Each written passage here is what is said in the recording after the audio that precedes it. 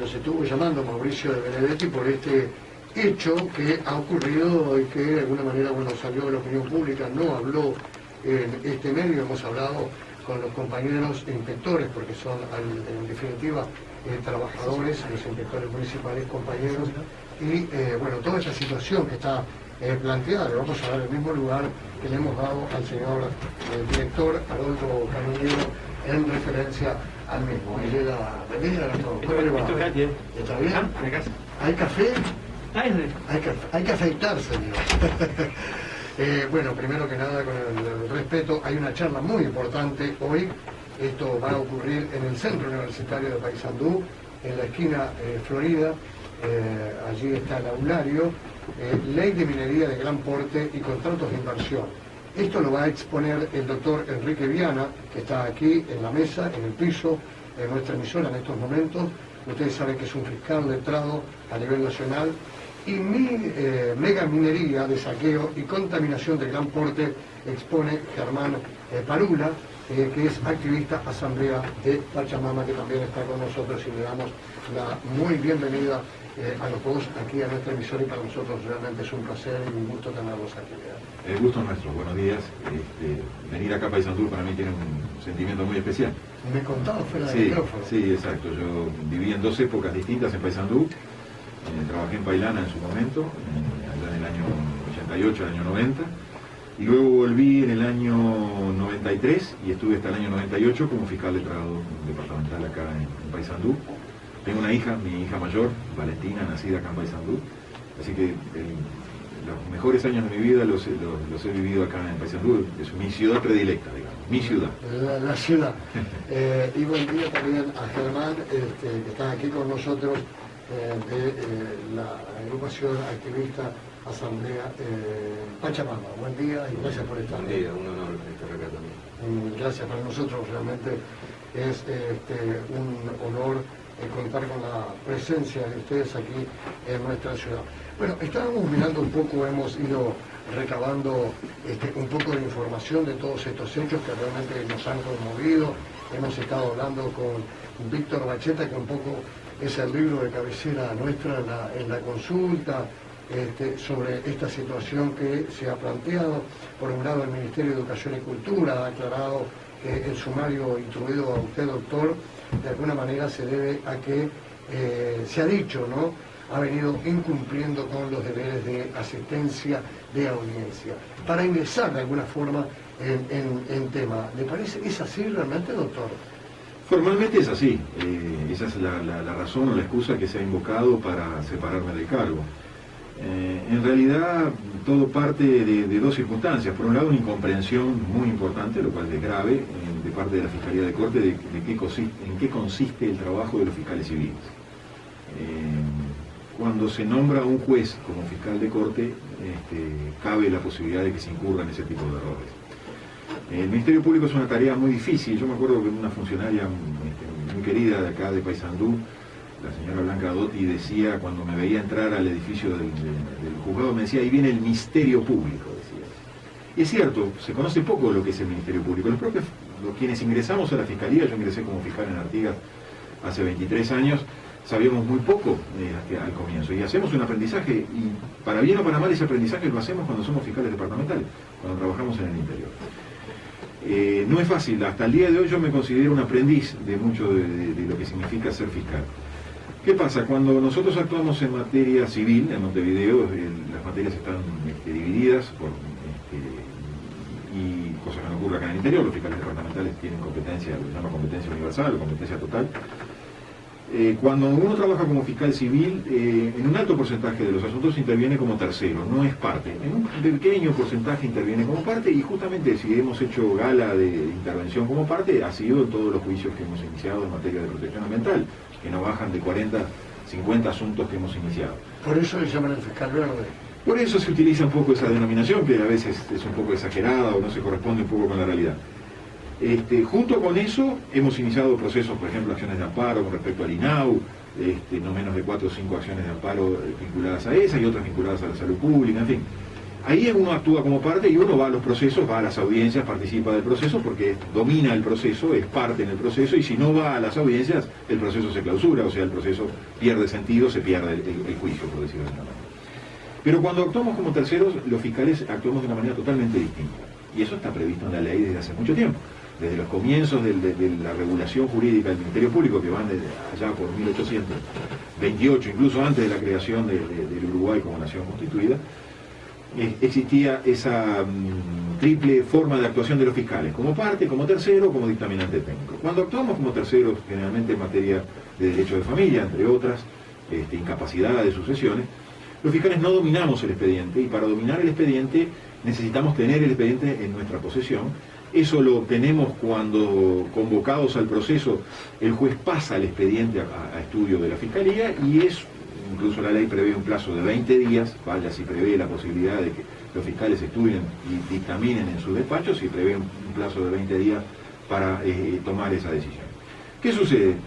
Una disposición colocada en el medio renglón en una ley de rendición de cuentas habla de que una obligatoriedad de los fiscales de asistir a los actos de instrucción, a las audiencias y los actos de instrucción. Nosotros interpretamos esa disposición, y así se lo hicimos saber a la Fiscalía de Corte hace ya más de un año, en febrero del 2013, indicándole que esa disposición era para cuando los fiscales actuaban como parte, o sea, no había un cambio de la actuación como tercero. Cuando actuábamos con terceros, cuando no dominamos el expediente, no dominamos lo que dijo la parte actora, el demandante, ni la parte demandada, el demandado, cuando no dominamos todas las instancias del proceso, y cuando el juez en realidad nos tiene que pasar el expediente cuando el proceso está concluido, no antes, bueno, tenemos la opción, la libertad, la independencia técnica de elegir la metodología de trabajo.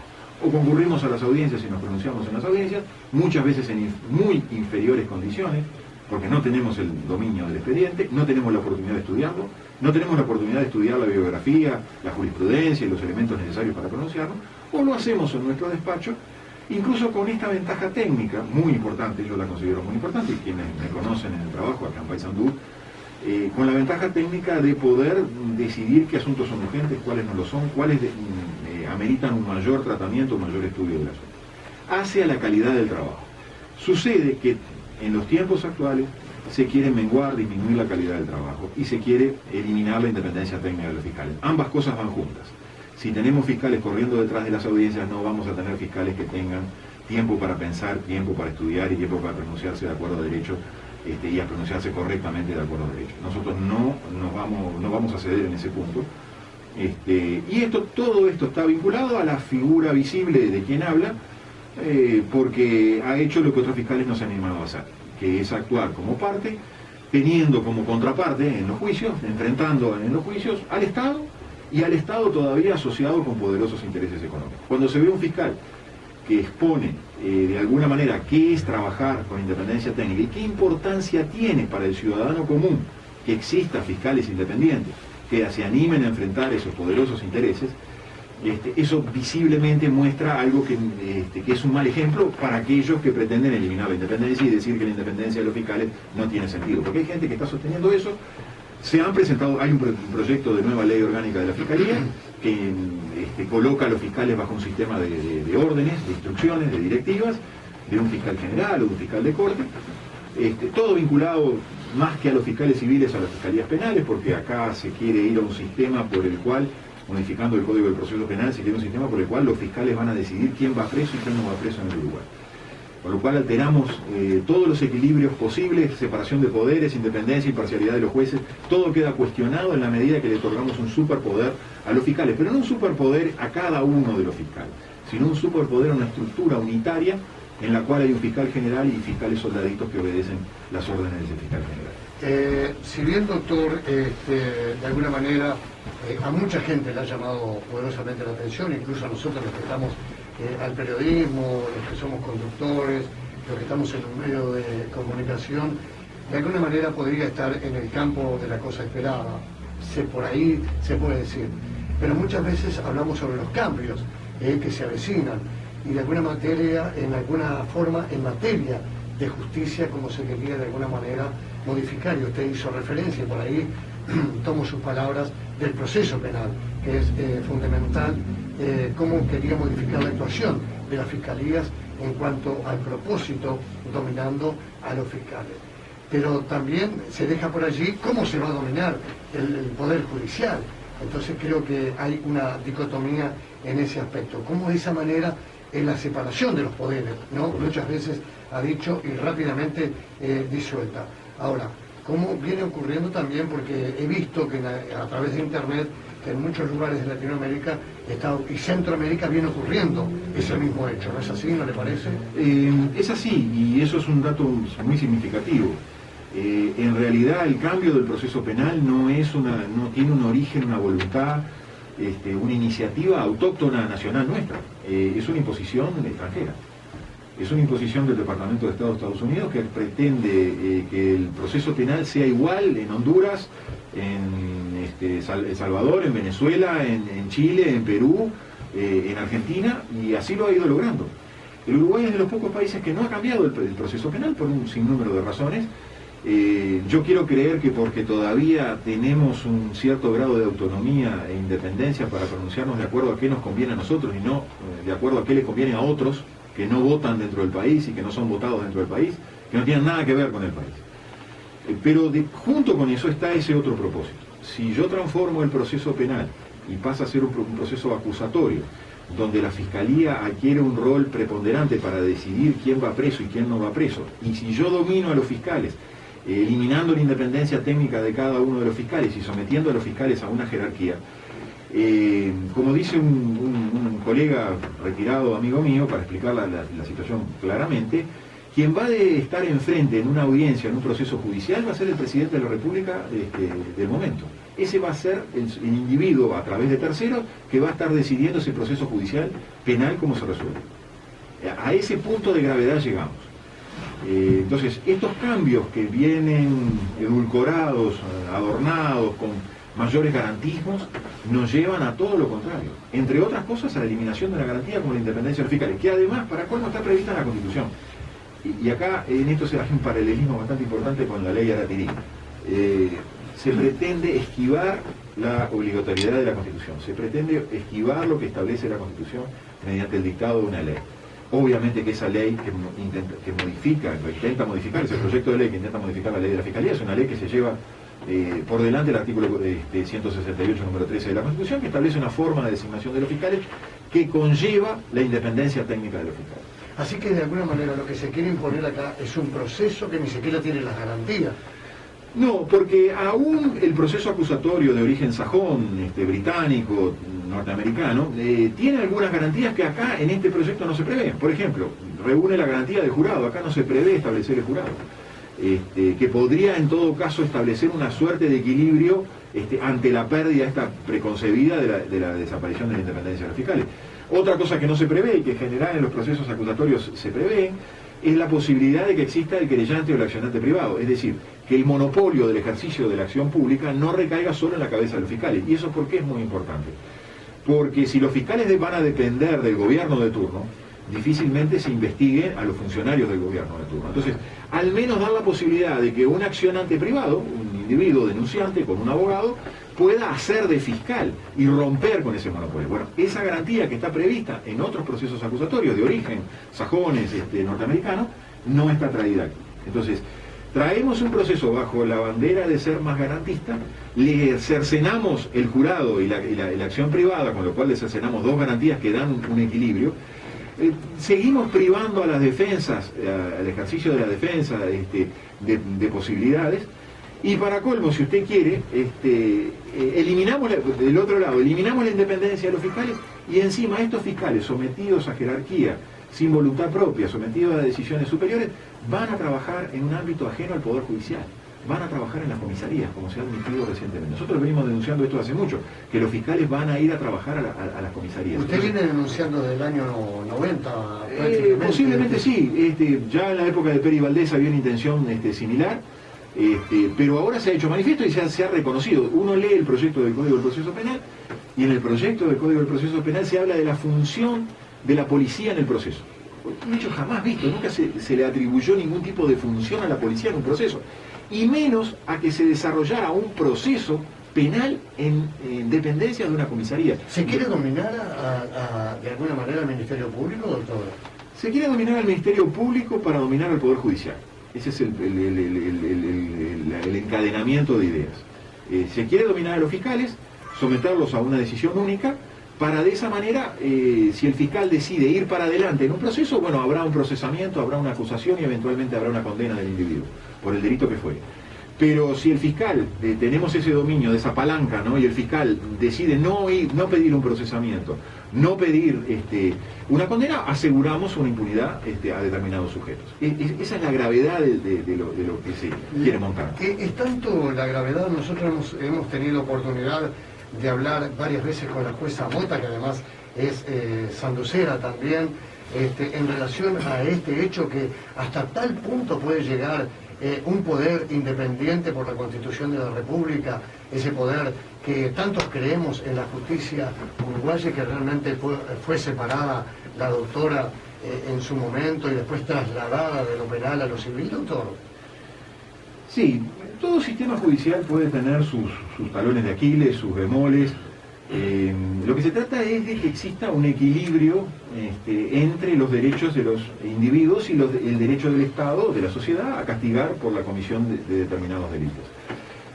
Cuando usted cambia un proceso, cuando usted sustituye un sistema por otro, tiene que tener mucho cuidado de no provocar la desaparición de determinadas garantías en nombre de la novelería, ¿no? De traer algo novedoso, algo que permite viajar a distintos países, porque vamos a decir la verdad, hay muchos jueces, muchos fiscales, el propio fiscal de corte, que viajan asiduamente a dependencias del Departamento de Estado de los Estados Unidos a entrenarse de cómo aplicar este proceso. Allí usted tiene claramente la visión, que no es negada, del adoctrinamiento que existe al respecto. Porque una cosa es la siguiente: si usted cambia la ley, cambia un proceso, que fuere civil, penal, que usted empiece a enseñar después que se cambió ese proceso y empiece a indicarle a los jueces y a los fiscales, bueno, mire, estas son las pautas de trabajo, bueno, puede ser admisible hasta cierto punto, ¿no? Porque yo creo que hay que tener mucho cuidado cuando uno intenta enseñarle a los jueces y a los fiscales si no le estamos violando la independencia, diciendo lo que tienen que hacer. Pero una vez que la ley es ley. Ahora, que haya un mecanismo de adoctrinamiento, de entrenamiento, cuando todavía estamos hablando de un proyecto que no es ley, eso ya es otra cosa. Y yo lo emparento con una suerte de colonialismo jurídico, ¿no?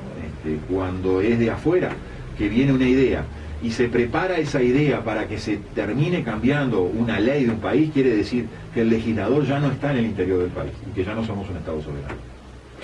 Me deja hacer una pausa y bueno, continuamos en la mañana de Radio Felicidades. Les vuelvo a reiterar una interesantísima charla, ustedes se podrán dar cuenta, con el doctor hoy en el Centro Universitario de Paysandú, en la calle Montevideo, esquina Florida. Hoy jueves a las 20 horas se va a estar hablando en la charla Ley de Minería de Gran Porte y Contratos de Inversión, tan importante que después vamos a entrar en el tema. Pero como introito sirve de cómo está la justicia hoy, porque todos creemos en la justicia uruguaya. Y hay muchos que tienen válida resistencia en referencia a ese tema. En eso expone el doctor Enrique Viana, quien está en diálogo con nosotros, fiscal letrado de la Nación, y en megaminería, saqueo, contaminación de gran porte, expone Germán Parula, activista, asamblea Pachamama, que también vamos a tener la oportunidad de hablar con él. En referencia a esto de la influencia que hablaba el doctor, que es fenomenal por parte de la parte penal fundamentalmente, y se la dejo planteada para después cuando regresemos de la pausa, la influencia de esta forma con un sistema que tiene características muy especiales. Y usted hablaba de gobierno de turno, ¿no? A través de un fiscal general de la Nación que va a decidir, como usted bien decía, quién va preso, quién no va preso en nuestro país, para decidirlo en términos criollos y claros, para que la gente lo entienda de alguna forma, aquello que es en materia de un fiscal, que se decía que una imagen gráfica se pudiera entender parte de un sistema que ya se está imponiendo. Y acá están ocurriendo muchas cosas que indudablemente al común de la gente que no entiende estos temas técnicos, como uno que no entiende realmente, y por eso el placer de tenerlo a usted acá, el gusto para poder desasnarnos de lo que está ocurriendo mismo, como diría el César, ¿no? A todo esto. Pero vamos a la pausa primero, Gastón, y después volvemos aquí en vivo y en directo con el fiscal de la Nación, Enrique Vial. Vamos. ¿Quieren tomar algún café hoy? ¿Algún café? Yo ya tomé su mensaje de café, pero... Agua. ¿Si alguien... ¿No? Si tienen agua, yo sé. Sí, tengo. Agua, café. Adecuado por la garganta.